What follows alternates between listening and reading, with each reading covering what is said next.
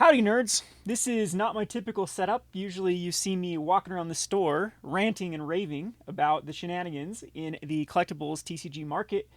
Today, I thought I'd give a different type of video because it's kind of slow. I'm done with pre orders, thank God, for Lord of the Rings and Doctor Who. We have 151 that I'll be shipping off sometime this week, as well as we're going to have Brilliant Stars from Flesh and Blood. And One Piece. One Piece will be here probably tomorrow, too. So, this is like the only opportunity I'm going to have for a while to actually do a sit down type video and just introduce myself to all the new people that have found my channel. So I know that people have been finding this channel through other similar stores, discussion, places like Alpha Investments. And welcome, first of all. Many of you might know kind of my origin stories of how I got started with YouTube. So Gone Rogue Games was actually my dump channel where I would just, whatever I just felt like throwing up on the channel, I would just maybe review a product or again rant into the camera. And I wasn't very consistent with it. I used to do some like sleeve reviews and board game reviews and stuff like that. So it was the things that didn't fit in my other two main channels. And unfortunately, I kind of got bored with both of my main channels. I had a channel called the Rogue Deck Builder. You see the RDB here. They had 35,000 subscribers at one point, and I wouldn't say I was like a household name in Magic, but I was definitely known. I used to get invited to different events, and actually had a sponsorship at one point with one of the largest vendors called Cool Stuff Inc. But that was many moons ago, and I kind of just got bored of it. I've talked about it in the past of why I was just so done with Magic the Gathering as far as like brewing decks and traveling and that whole semi-competitive scene and trying to keep up with the what I like to call the rat race of the YouTube algorithm. And I let my channel regrettably die, which now I'm starting to miss brewing decks, talking about Magic. I still don't think I'll ever get back into Magic the way that I once was, because many of you that are newer to this channel might see me as a store owner, as the business perspective of it, but that's not how it all started. How the store was kind of like a happy accident because of the career path that I took, and which was a happy accident too, of just playing Magic the Gathering. So I'm not going to go into too much details of my origin story because I've got it somewhere else on the Rogue Deck Builder channel. Maybe I'll find it and link it of whatnot. But the TLDR of it was that I was in a pretty bad space in life where I just didn't have a lot going on for me. I didn't have any hobbies or friends. I just got out of a very difficult relationship. Like I said, the short end of the story was the girl that I was engaged to at the time had a condition called borderline personality disorder, which is just an absolute nightmare. If anyone knows anyone that is dealing with BPD, it is a nightmare for relationship partners. And one of the things that happens when you've been in the between the gaslighting and the just the what we call the fog, the fear, obligation, and guilt, and the fleas, which is picking up bad behaviors of other people, is you really lose yourself in the process. And like in my relationship particularly, it was so toxic that all my friends had been run away. They didn't want anything to do with me and my toxicity of the relationship. My family was sick of dealing with it because something that's very typical of BPD relationships is the breakup makeup. And it's very embarrassing for people around you to be kind of in that situation where one minute you're in this massive, horrible breakup that is the end of the world. And then the next minute you're expecting your family just to like, hey, take this girl on vacation with them. So that was kind of the whole, after 4 years of this, that's kind of the situation I was in. And finally the relationship ended. It was over and done, but I was kind of left picking up the pieces of my life, and I was very out of shape. I was very unhealthy physically, mentally, emotionally. Like I said, I didn't have a good support system through friends and family because they were just done with my shenanigans. No one thought it was over. They thought I was just gonna take this girl back and it'd be the roller coaster all over again. But fortunately for me, I really got into bodybuilding at the time. And on my way home from the gym one day, there was a store.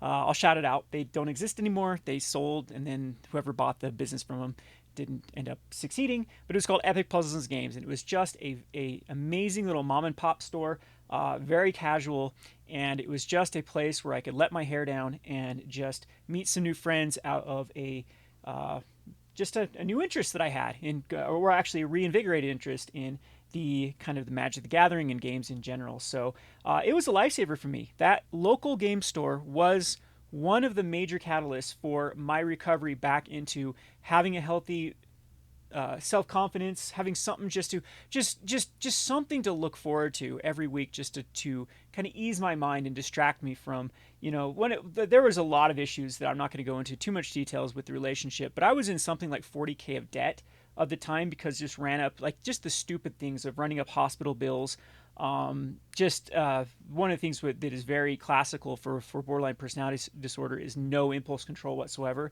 So we'd lived together for a while, and there was just nonsense purchases. I didn't have any self control either with the relationship, so I let things just get out of hand. And so it was financially in a terrible spot. So I can definitely feel with everyone that is looking at this hobby as something that's expensive, and that's actually one of the things that I started doing with my channel with what's called the Rogue Market or Market Mondays was geared towards actually managing a collection and playing Magic the Gathering for as cheap as possible. When I was sponsored by Cool Stuff Inc., I used to do a video series called Playing on a Budget, which had a strict budget for standard or modern that I had to be within and actually build the best decks possible to compete. So I'm with you there with coming from just absolute terrible finances and not having any money to actually spend on hobbies. And yeah, I've been there is what I'm trying to say. So anyway, the local game stores and this gaming, I always like to say that video games in my life was probably a net negative if I actually think about it. Like the amount of time I wasted on Dota 2 or StarCraft and you really didn't get anything out of those games. When the game was over, it was just over and done with. Whereas the things that I found through tabletop gaming, through things like collectible card games and board games and Magic the Gathering especially, is I think it was a net positive because I compare it to like my bowling night or golfing for other people. I met people with similar interests. I made great longtime friends. In fact, my business partner Zach, that we started a business now together, and we're going 7 years. He's part of the family at this point. Is like it's those type of relationships are just amazing that you meet through the actual physical experience of playing games. And I can say the same thing. I'm really good friends with a lot of the board gamers that come in now, and I still have friends. I'm excited to go to Magic Summit in October here in Salt Lake City and see a lot of my old friends that I made up there through gaming. So I think that gaming is a net positive if you let it be. Of course, there can be some things that are net negatives with it, but all in all, that is really why I decided to start a store, is just because my experiences through kind of being rehabilitated through this game allowed me these avenues to then pursue. And so yes, I do.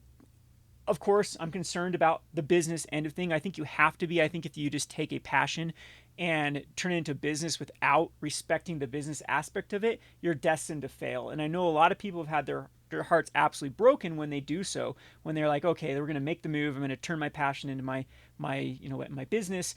And so a lot of my frustration that you're seeing on this channel and kind of my real talk does come from A, being so passionate about this industry, and B, that I do have to worry about the financial aspects of it. And this has just been a mess of a market.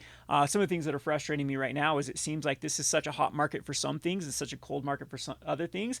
And it seems like now the distributors aren't respecting that. So we have the manufacturers like One Piece, Pokemon, Magic the Gathering, all of them that just can't get their numbers right. They just can't find that sweet spot of where there will be enough to go around and still allowing stores to make profit, or looking for their own bottom lines and being where do they fall greedily, or does the company want to make this lion share the money and not let any of their strategic partners, and how's that going to affect long term? So again, a lot of my rants are around that aspect of it, of just trying to navigate this incredibly perilous waters right now with this industry. And hopefully we can find, we're going through some growing pains. The chickens are coming home to roost from the whole pandemic era of just shenanigans with free money and just the amount of people that got into this collectibles industry as investment vehicles, which they never should have.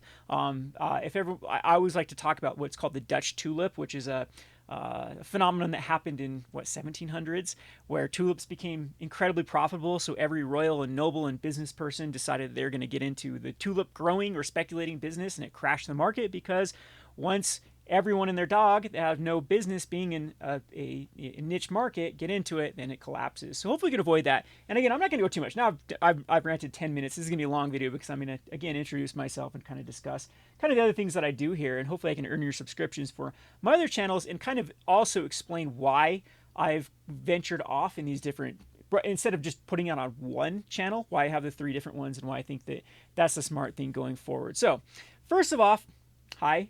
My name is Kevin, Gone Rogue Games, the Rogue Deck Builder. I've been doing this for over a decade now. I'm old. I'm a boomer. Actually, I'm not. But I've started playing Magic the Gathering in 5th grade, I believe, is when I picked up my first booster pack because my best friend had to show me this awesome new game that he played. And I remember I was so disappointed because my very first booster pack I opened had a Tundra in it, a dual land, which I'm like, this is stupid. It's just a land. You get a land in every pack. And my buddy opened up a Veteran Bodyguard, which was this cool pirate looking thing. And so I was so like uh, mad at that. And then of course now the Tundra is worth hundreds of dollars, and the Veteran Bodyguard is worth nothing. But that was a long, long time ago. So I played a lot through middle school, and then in high school, I was one of the nerds in the lunchroom that played Magic the Gathering. I was very passionate about it. I played a lot on Sundays because a little bit of background on me. I came from a very religious family. I guess you can probably guess the religion here in Utah. And my parents would not allow us to hang out with friends or watch TV on Sundays. So my brother and I would play Magic, and we would just bust out cards, sort cards. I remember listening to things like Collective Soul and Smashing Pumpkins while sorting Magic the Gathering cards. And whenever I hear like a Smashing Pumpkins song, then it brings back. I can even remember like the smell of the cardboard back then, and just kind of the feel for just sorting cards and building decks and stuff on Sundays, clear back in the 90s and the 2000s of how old I am. After that, though, I think like junior year, I really started getting into sports, kind of let Magic take a backseat. And junior year, senior year, I didn't play much. Then I was a shy, awkward kid from a small town that moved to a bigger city for college. And I had a hard time. I had a condition. Maybe I'll have to talk about this sometime in the future because I don't know if it's pertinent to this stuff, but it's just, this is what I kind of find cathartic is just talking to people about this stuff. And if I can make a difference in any other person's life that is struggling with some of the things I used to struggle with, that's usually the kind of the kicker. That's like the thing that really makes me feel satisfied and achieve something, is if I can make a difference in someone else's life. But this bubbly, cute person in front of you that is definitely not shy. I'm an extrovert, beyond an extrovert. I can go up to anyone in the street and just talk literally to anyone. I'm probably obnoxious to some people with how extrovert I am. I had a condition called social anxiety disorder, which my specific fear of social anxiety disorder was the fear of embarrassment or just being a nuisance. And so it was very tough for me to meet people because I was so terrified of the way I met people is usually through introductions to other people. So it was just a bad situation because I ended up moving with my best friend at the time to college, and he ended up getting a girlfriend, and that was kind of the end of. I felt like the odd man out at that point because, of course, at that point, he ended up marrying this girl. They got really close, but he was focused on that. And then I felt like I was left behind, and I was in this new city with no friends, and it was hard for me to meet people at school because I was an awkward, short guy, and just. You can look at me now. I'm old and I look young. Well, think 20 years ago, being in college, I looked like I was 12 when I was 20, and so it was hard for me to meet girls. It was hard for me to meet people without this whole. I had all sorts of self doubts and things. And again, it just felt like I was lost. And I started to go to the mall in Orem, Utah, and play Magic the Gathering. And it was really, really fun to play Magic the Gathering and meet friends there. And it was something for me to do every Friday and look forward to.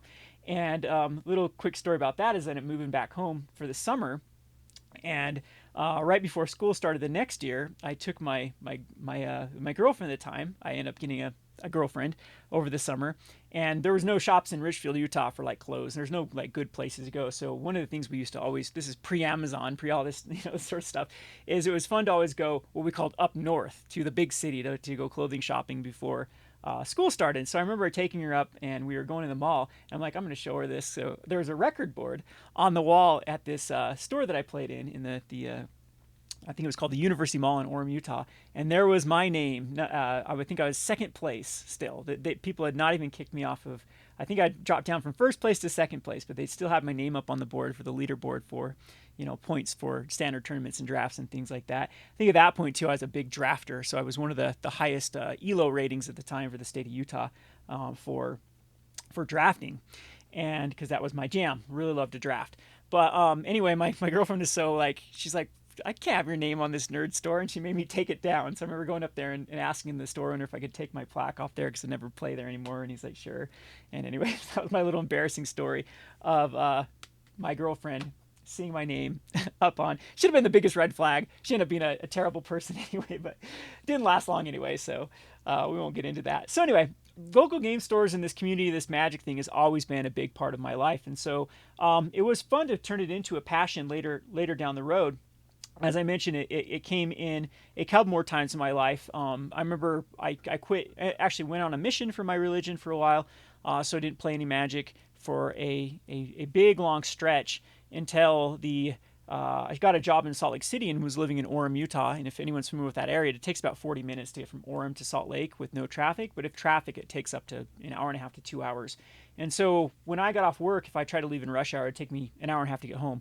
So instead, I would just go to the game store and play until rush hour died down and then go home at 7 or 8 or 9 at that point if I just was having fun at the game store. So then I had a long period of time playing during like the guild pack. I think it was Ravnica guild pack, that sort of era, until I ended up getting a different job. Or actually moving to Salt Lake, and then Magic again took another back seat until, like I said, the whole relationship thing, and then it's been pretty consistent since then. So it was kind of a happy accident that I found that store decided to go back in the store after I was out of the gym, and I'm glad that it was a very open and welcome and friendly store where I made instant friends, and then got pretty competitive. In fact, how the Rogue Deck Builder, I guess I'll introduce that channel first. So what I do on the Rogue Deck Builder, or did do, I need to get back to doing it, is I brewed off the beaten path decks. So I got the eye of Cool Stuff Inc. at the time, which had another site called Gathering Magic, and they wanted me to write for them and do videos for them. And that was a really good gig at the point. It really kind of solidified me doing YouTube videos.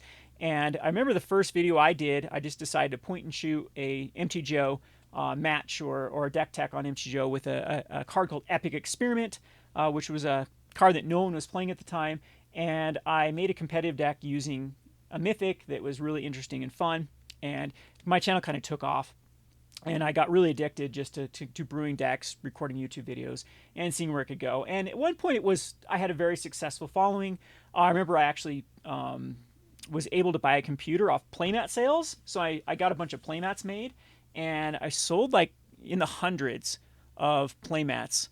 I can't remember the final total of playmats I sold, but it had a lot of people that loved my content and had collabs with things like the Manosaurus, Tolarian Community College back in the day, Darium CCG. Those were good times. We had some very, very good times of the content for Rogue Deck Builder. And I won't get into in this video. Maybe I'll do another long form video of why I stopped and whatnot, but I kind of do want to get back to that swing of thing. This whole people actually being interested in my dumb rants has reinvigorated my desire to actually make YouTube content. I'll admit I suffered from the creator burnout for one thing, and the other thing too is that my kind of my subscription service model that I do for Patreon took off, and also our local store kind of took off, and so I decided that was just a better place to put my energy than putting into videos. But now that I'm back running around the store with a camera in my hand and people are enjoying it, I don't know, I've really thought about just reviving the Rogue Deck Builder and kind of going back into my roots. So again, what I did there is just kind of deck techs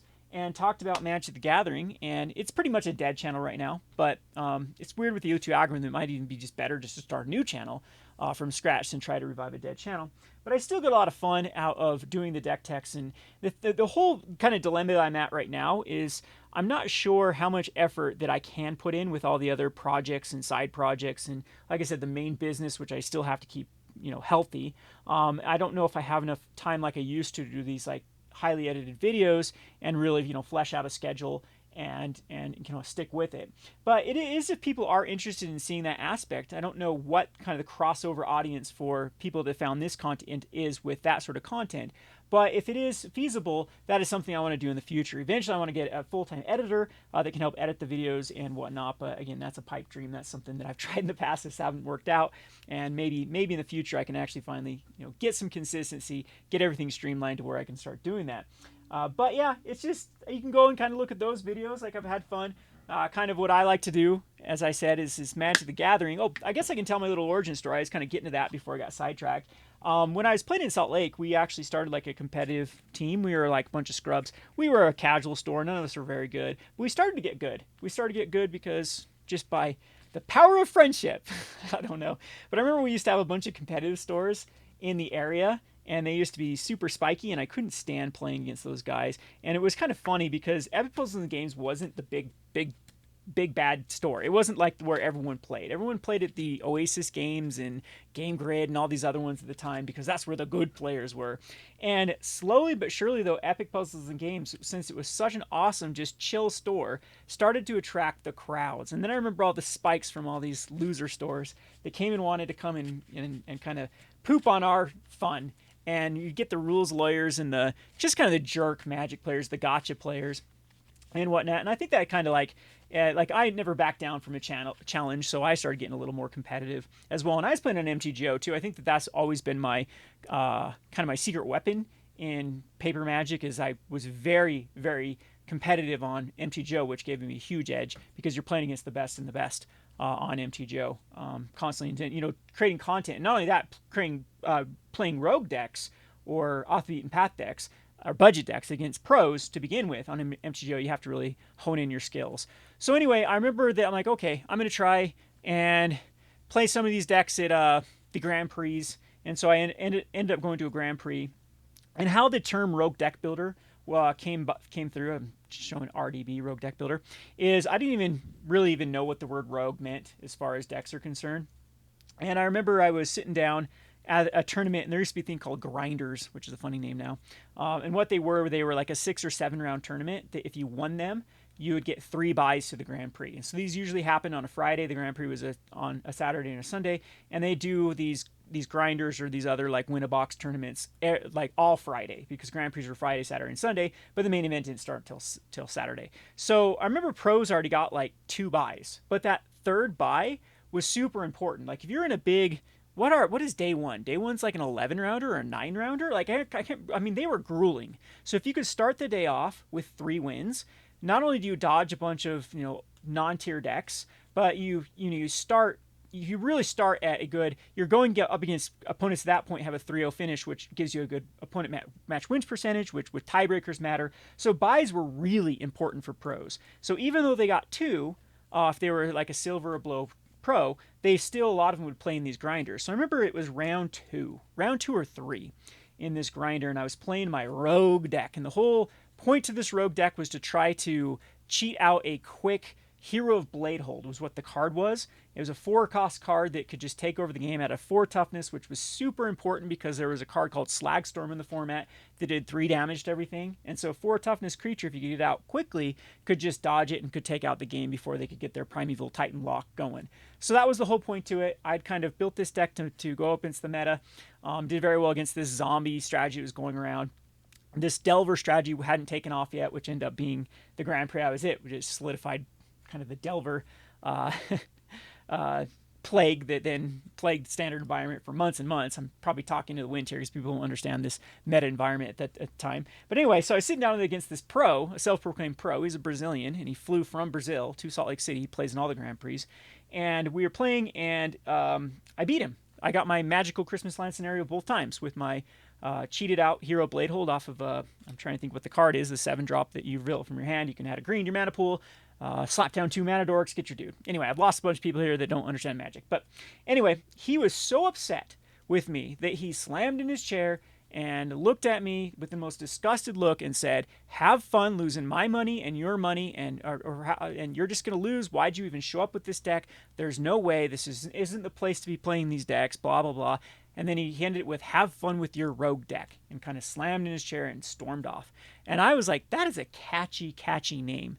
And that's how this whole rogue brand started. I can't remember the player's name. Can't remember what he even looked like at the point. But it just, that whole impression of rogue deck in this this negative connotation, this insulting way, it inspired me to start an entire brand off of building and playing off the beaten path. And I guess this is how all of this started, was that little interaction. Well, lo and behold, I ended up winning that entire grinder, getting my 3 buys. Didn't end up doing good on the Grand Prix, though, because Delver was everywhere at that point, and I had horrible matchup versus Delver, because they just countered the Hero Bladehold. So it's kind of pointless having a bunch of mana dorks out at that point with nothing to do with them. But anyway, ended up getting like 12th place in the Star City Open the next day. So I guess the deck was a little bit more legit than I gave credit for.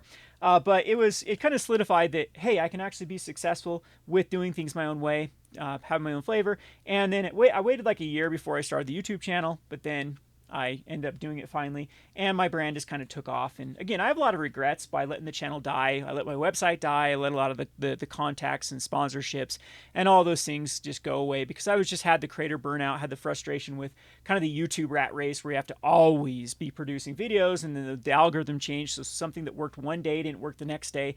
And then there was a lot of other drama that happened during that time period, and I was just done. And so I let the channel, I'd create some content here and there, even started some other channels like the Rogue Market, and then this Gone Rogue Game channel is actually a lot older than people know, because I just wasn't doing much with it.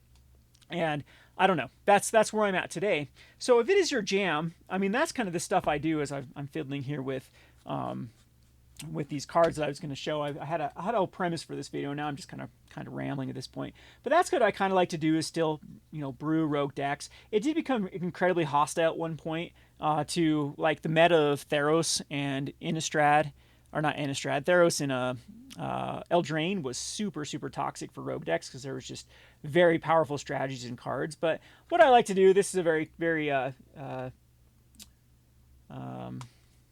good example here of what I like to do. I like to take cards that people might not think are good and either try to break them in wombo combo shells, like this Asterisk, what this does in Pioneer is try to cast this over and over. Or I like to take cards that have a lot of synergy and go off the beaten path and try to make them work. One of my biggest claim to fames too is I won a Pro Tour qualifier. This is before, these were when they were only one per region. With Soul Sisters in Modern, which is a very rogue strategy at the point. I didn't create the deck. There was other pros like Gavin Verhey and Conley Woods that had really piloted the rogue, or the Soul Sisters. However, I did tune it and was able to figure out a way to actually attack the meta, and was very successful with a lot of 7-0 finishes on MTGO, as well as winning the PTQ Salt Lake, and then get my Pro Tour invite to Dragon's Maze was where I played at the Pro Tour. So again, that's where the whole Rogue Deck Builder brand came in. And then at the very first of Rogue Deck Builder, actually one of my very first videos I ever did was a video called The Rogue Market. And I felt that, and that's what I'm trying to figure out with this channel. I don't know how many people are still viewing this channel, and it's still in this conversation here. But I feel like that with the YouTube algorithm, what ends up happening is if you create content that people aren't interested in and they don't watch that video, it throttles it down so that then your next stuff you do release, people don't want, it won't get shown to people. So that's why I started the different channels, because I had this idea, and I might even, like, I'm thinking about even starting a 4th channel if I ever have time to do another passion of mine, which is just non-Magic games like Flesh and Blood board games, Pokemon, and those. So that's kind of where I'm at with right now is well, I decided, okay, the Rogue Market videos were popular, but they were kind of taking away from this was a game about building decks. And so I decided to start the Rogue Market channel, and that's why I had these in here, because this is actually what I was going to talk about this video, because I was trying to promote that, is I had a video that just came out on the Rogue Market that was all about the Rowan synergies from Eldraine. And it used to be, this was one of my things that I was very successful at early on, before I really got huge, when money was extremely tight and I didn't have kind of the Patreon subscriptions I had now, and the local business hadn't picked up.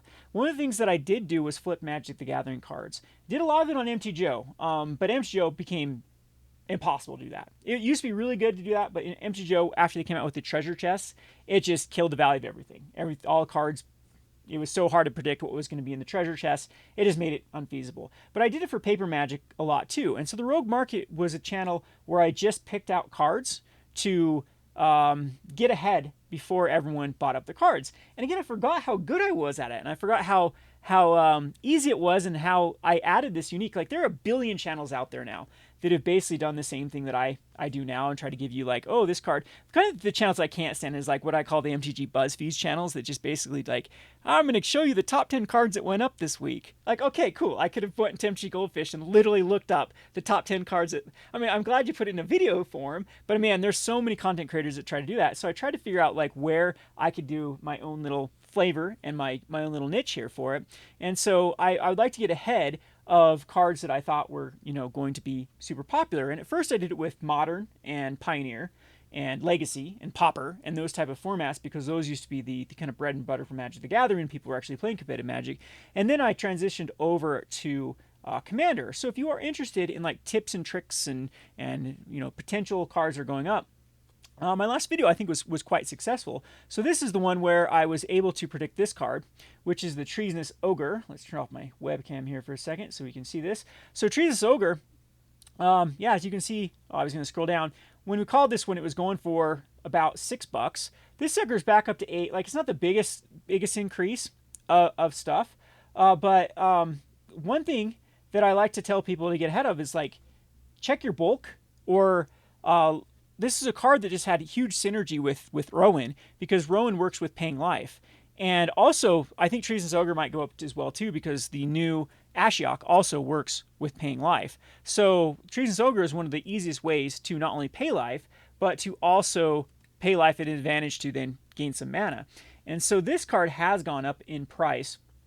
It's gone up quite a bit, to the point that it's definitely feasible to start pulling these out of bulks. This is what I did today, is I just went through our conspiracy bulk, and I kind of what we have, and we have a good clutch of them. So it just reminded me that this is still, we're going into like an era where I think that Magic the Gathering is going back to this kind of like singles that dodge reprints that have synergies with upcoming cards are the way to go, the way to if you're really looking to manage a collection and really looking to get ahead of things, that's the best use of your time, is to kind of look for those type of. And I'm not trying to encourage people to go out and be a reseller and a speculator and stuff like that, because there are still a lot of unknowns with how Magic the Gathering is going to play out within the next few years, because we still have some dangerous signs with the amount of sealed product that is rotting at distribution level.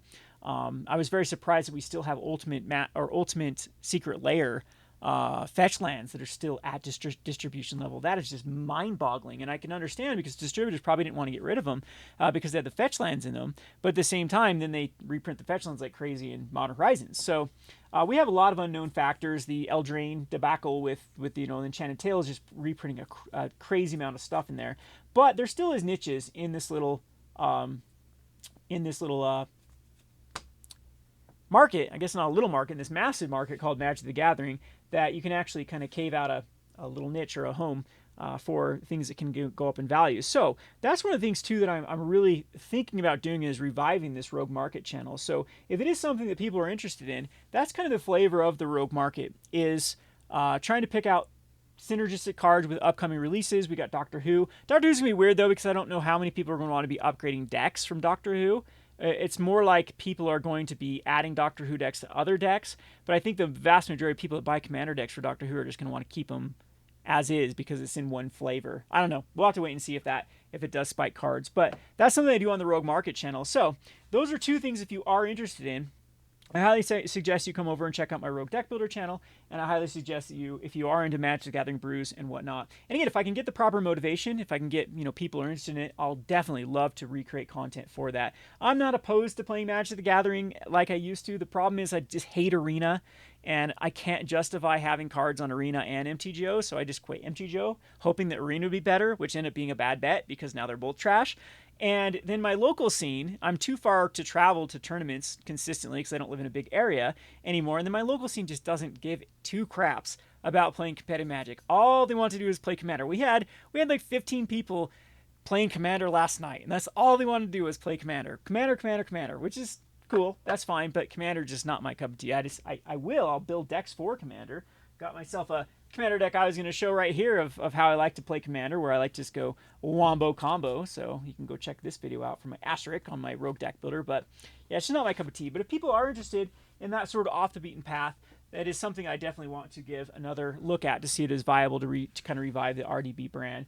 Second of all, too, with the Rogue Market, if this is something I love to do, and I definitely should go back into doing this. I think this is still a better bang for my buck to try to figure out like speculation on cards than it is to try to just be a soulless like reseller for bulk on or sealed product, or anything that any mindless person can do. Just slap on a tracking number to a package and move it from distributor to person. So I want to give, like, I've never liked that sort of aspect with YouTube where people just add more noise to the already noisy YouTube. What I mean by that is just regurgitate, kind of like there's a particular YouTuber I can't stand that literally just like reads off of the announcement page from the Wizards of the Coast, and it's like, I'm glad you put it in like a video form, but you're literally just like, oh, this set's coming out, oh, and they barely give any sort of like their own personal opinion, or so that had no value. They were literally just taking an article and putting it in a video form, and it just seems like it's just so much noise, but people eat it up.